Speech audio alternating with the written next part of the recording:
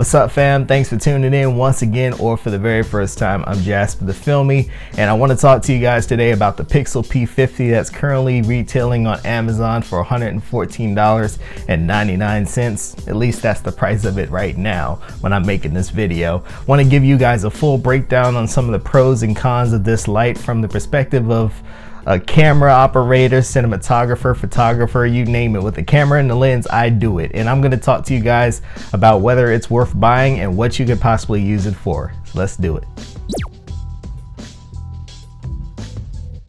So I do want to give you guys full disclosure that I was provided this light by Pixel, and I did receive a little payment to do a review on their products. But something you're going to learn about me if you're new to this channel is when I get these product placement videos, I do not just sit there and be an advocate to say buy it, buy it, buy it. No, I always give full honest reviews, and that was my agreement with Pixel to do a product review video of their product. So just want to give you that going forward. So real quickly, I'm going to talk about what comes with the light when you purchase it. When you purchase it and you open the box, you're going to have a remote control that comes with it with a battery included. It also comes with an adjustable pole and a C-clamp that you can put on the edge of your desk so that you can use it for lighting up photography on a table, or lighting yourself up in the middle of a Zoom call, or just lighting it up even if you're doing a YouTube talking head behind the desk setup. And of course the light with the 45 watts power adapter. Say that fast. Twister. So overall, I've shot in at least about 15 videos with this light, and all of those videos are right here on my channel. Movie reviews, product reviews, as well as talking about, you know, creative tips for creators in the content world. And I've kind of had a love-hate relationship with this light, to be honest with you. Some of the things that I love, for starters, would have to definitely be that remote control. If you're a one-man band like me that's shooting everything in front of the camera, obviously, and editing everything, having something that can just kind of help you, you know, not have to get up and sit down, just really makes a big difference. And that remote control is actually a really good tool and device. You can definitely control the temperature on there. You could also control, you know, the setting for your lights as well. You could also control multiple Pixel P50 lights with it. Now, I only have one for the sake of this review, but you know, I've looked on Pixel's website. They actually have the ability to sync a couple of other lights to this remote control so that you can, you know, go between different channels and you can switch between that. Now, I have not tried that, but honestly, that is pretty good. But I can tell you from my personal experience, having a remote control to control, you know, the light definitely is a plus, and I do like that. I also really do like, you know, how powerful the light is when you have it at 100%. Like even right now, you're watching me use this light, you know, for the shot of the green screen, me talking in front of this green screen.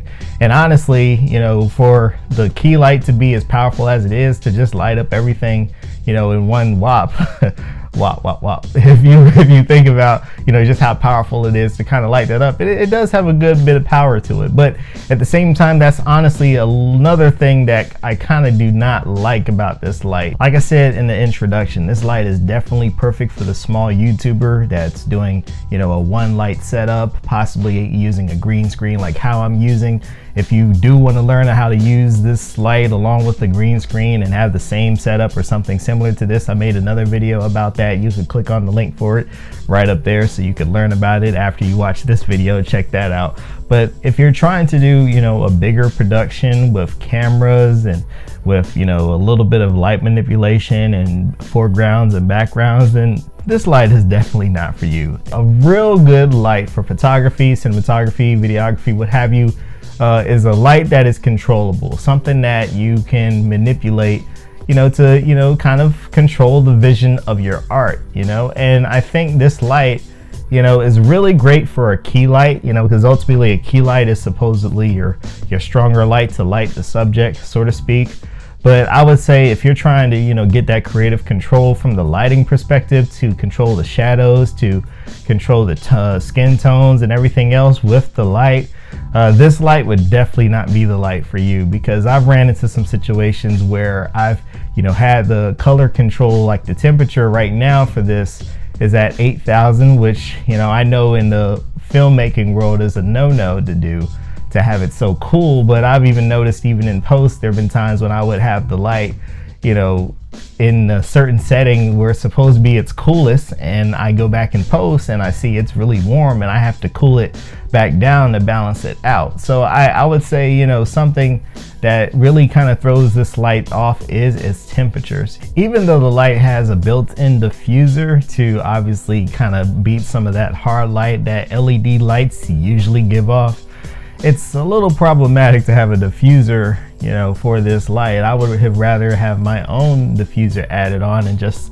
have the basic LED panel to kind of control and manipulate the light. Because even like for a person like me that shoots with glasses, the biggest thing that we always gotta fight is having reflection on our glasses. Now, if we were to use different lights, like if I was to use the newer LED lights, you know, I would have the bond doors on the side of them and I could move it over and I can kind of adjust it so that I can get full light for my composition and also not have to worry about the reflection. But with this light, you can't really do that. I mean, if you move the light around, it's either just going to be bright or not bright, and that's just kind of problematic when it comes to controlling the light as a whole. Yeah, so for some of you photographers and cinematographers out there that saw the glare and reflection off my glasses and was wondering why I didn't correct it, it wasn't because I didn't know what to do.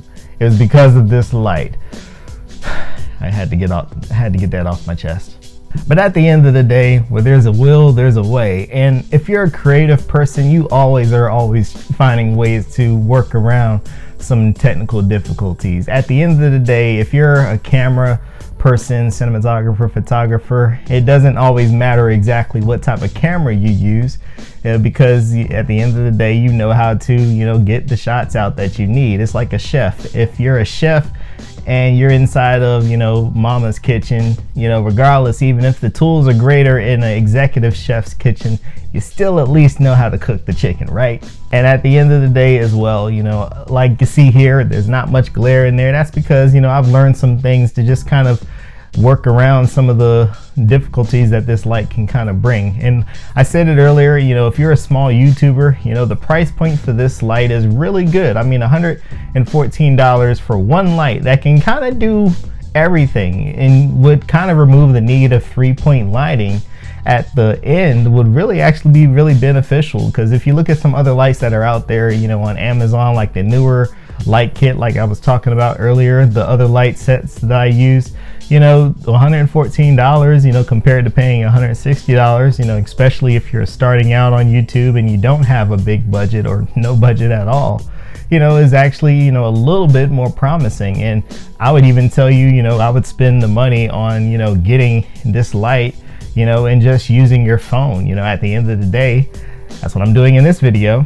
This phone and this light is exactly everything that you got, you know, and I just knew how to edit and put the good color grade on it so that I could still, you know, come out to look decent and professional for you guys. So if you do have an interest in purchasing this light, the Amazon link is in the description of this video. So definitely check that out as well. You know, I hope you did like this video. Like I mentioned earlier, if you want to check out the other video that, you know, shows you how you can get a look just like this or similar to it, just click on that card there and it will take you to that video.